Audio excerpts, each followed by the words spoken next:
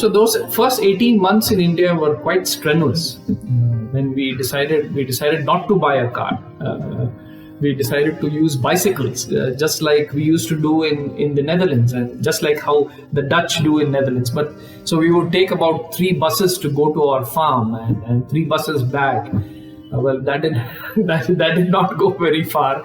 In those buses between Coimbatore and Pollachi, we actually developed our ideas about biobasics. Well, we argued more than thought, I would think, and even fought. But anyway, coming back to biobasics, we decided to start with fresh produce from local organic farmers. We started talking to the new friends we had made in Coimbatore. Nisha, an old friend from Mumbai who had helped run a consumer initiative called Hari Bari Tokri, came over to help us start the whole thing up.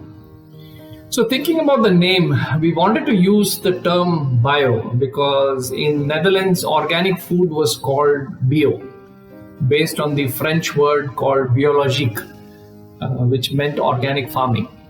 So we also wanted to convey that organic food is not just some fancy thing for the rich and the famous. It has to relate to all of us. So nothing fancy, just basic. So we toyed with the idea of bio essentials. And then we arrived at biobasics because I am a big fan of alliteration. So we decided on biobasics. And the pronunciation was bio, not bio, as we were used in India. So we combined the two to come up with Be Organic, Bioorganic. Bio. Well, that was what it was. Oh, Be Organic and Bioorganic is that we have to be organic in our way of life and thinking, which means to understand nature, to remain close to nature, and then go on to buy organic. That is the only way we can sustain it. So then we had the name Biobasics and the motto Be Organic, Bioorganic. Then came Medha, our dear friend, into the picture. She's a designer from NID. She runs First Forest, her own social enterprise, which creates beautiful fabric items like curtains, cushion covers, and so many other things from tailoring discards.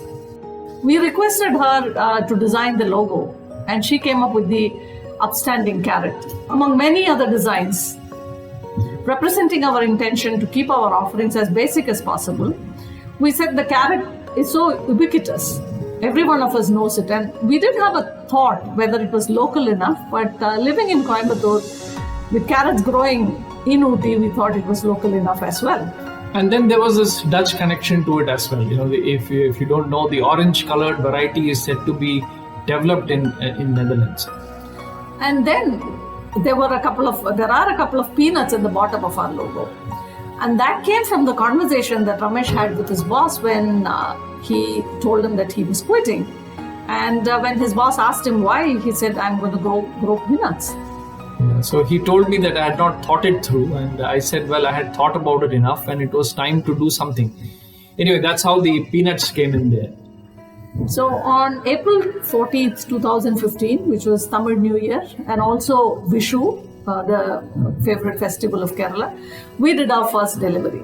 We had bought a car by then. We had our first employee, Ratna Kumar, an engineering graduate who wanted to be an organic farmer, and Soundar, a friend from our LIC days, who was also with us as a co-promoter.